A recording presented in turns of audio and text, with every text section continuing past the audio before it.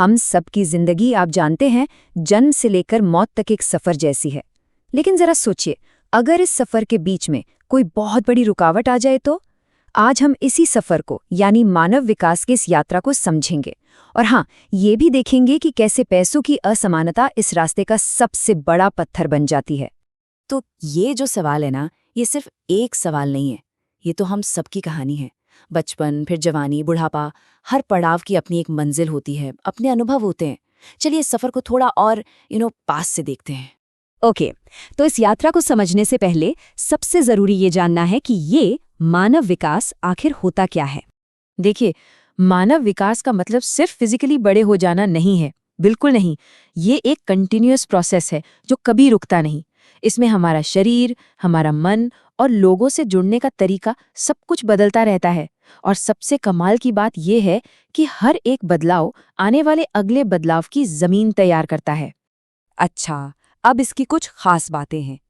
सबसे पहली कि डेवलपमेंट का ना एक पैटर्न होता है। ऐसा नहीं कि कुछ भी कभी भी हो रहा है, एक सीक्वेंस है। हाँ, लेकिन ये जरूरी नहीं कि सबके लिए इसकी स्पीड एक जैसी हो। हर इंसान के लिए रफ्तार अलग अलग होती है। और हाँ, इस पर दो चीज़ों का बहुत गहरा असर पड़ता है। एक तो हमारा माहौल और दूसरा हमारे जीन्स। तो चलिए अब इस सफ़र के जो अलग अलग स्टेशंस हैं, जो अलग अलग पड़ाव हैं, उनको एक एक करके देखते हैं कि आखिर ये जर्नी आगे बढ़ती कैसे है। ये देखिए, एक तरह से ये हमारी पूरी लाइफ का रोड मैप है। शुरुआत होती है शैशवावस्था से, यानी इन्फेंसी से, फिर बचपन, किशोरावस्था, फिर अडल्टहुड और आखिर में बुढ़ापा। हर स्टेज की अपनी ही खूबियां हैं और अपने चैलेंजेस भी।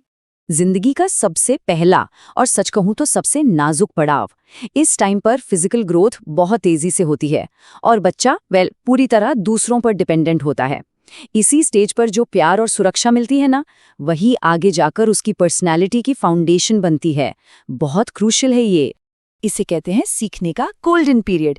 यही वो टाइम है जब बच्चा स्कूल जाता है, दोस्त बनाता है और उसकी सोचने की शक्ति और लैंग्वेज स्किल्स दोनों बहुत तेजी से डेवलप होते हैं। अगर अच्छी आदतें डालनी है तो इससे बेहतर टाइम नहीं हो सकता। अब आती है किशोरावस्था, जिसे अक्सर जिंदगी का तूफानी दौर भी कहते हैं।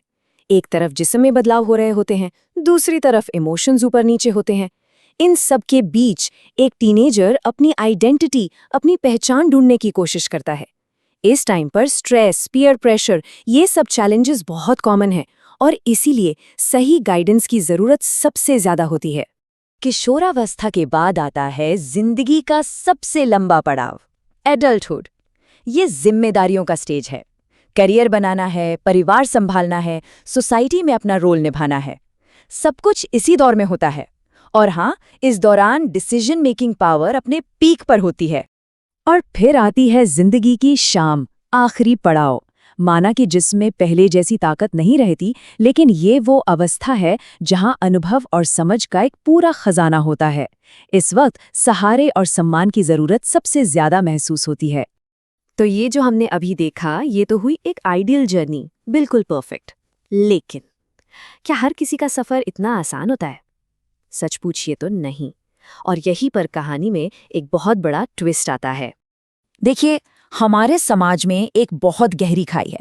एक तरफ मुट्ठी भर लोग हैं जिनके पास इतना पैसा है कि गिनना मुश्किल है, और दूसरी तरफ एक बहुत बड़ी आबादी है जो रोज की बुनियादी जरूरतों के लिए भी जद्दोजहद कर रही है। और ये जो गैप है ना, यही इस विकास यात्रा की सबसे बड़ी रुकावट है। और यहाँ इस टेबल में साफ साफ दिखता है कि कैसे गरीबी इस सफर के हर मोड़ पर हमला करती है। जरा देखिए, बचपन में सही पोषण नहीं मिलता तो शारीरिक और मानसिक विकास रुक जाता है। चाइल्डहुड में अच्छे स्कूल नसीब नहीं होते। किशोरावस्था में फ्रस्ट्रेशन और स्ट्रेस बढ़ जाता है। और अडल्टहुड में नौकरी के मौके ही कम मिलते हैं। और इसका असर ना सिर्फ एक इंसान या एक परिवार तक नहीं रहता, नहीं, ये पूरे समाज पर पड़ता है। इससे सोसाइटी में अमीर गरीब का फर्क और बढ़ता है, बेरोजगारी बढ़ती है, लोगों में गुस्सा और असंतोष बढ़ता है। और ये सब मिलकर हमारी पूरी सोशल और इकोनॉमिक स्टेबिलिटी के लिए एक बड़ा खतरा बन जाते हैं। तो सवाल ये उठता है कि इस मुश्किल सिचुएशन से निकला कैसे जाए? इसका सल्यूशन क्या है? और यहीं पर एक टीचर का रोल, एक शिक्षक की भूमिका सबसे इम्पोर्टेंट हो जाती है। एक टीचर के तौर पर 3 चीजें की जा सकती हैं। पहला, क्लास में हर बच्चे को एक बराबर मौका मिले। दूसरा, जो बच्चे किसी वजह से पीछे रह जा रहे हैं उन पर थोड़ा एक्स्ट्रा ध्यान देना। और तीसरा और सबसे जरूरी, एक ऐसा इंक्लूसिव माहौल बनाना जहां हर बच्चा बिना किसी डर या भेदभाव के आराम से सीख सके। क्योंकि सच तो यही है, इस पूरी समस्या का सबसे पावरफुल सॉल्यूशन अगर कहीं है तो वो एजुकेशन में है, शिक्षा में है। तो इस बात को हमेशा याद रखें कि शिक्षा ही वो चाबी है जो इस असमानता के ताले को खोल सकती है। ये हर बच्चे के हाथ में एक ऐसी ताकत देती है जिससे वो अपनी जिंदगी के सफर को, अपनी विकास यात्रा को बिना किसी रुकावट के पूरा कर सके। तो आखिर में ये सवाल हम सबके लिए है कि एक बेहतर, एक बराबरी वाला समाज बनाने के लिए हम सबका पहला कदम क्या होगा? इस पर सोचना बहुत जरूरी है।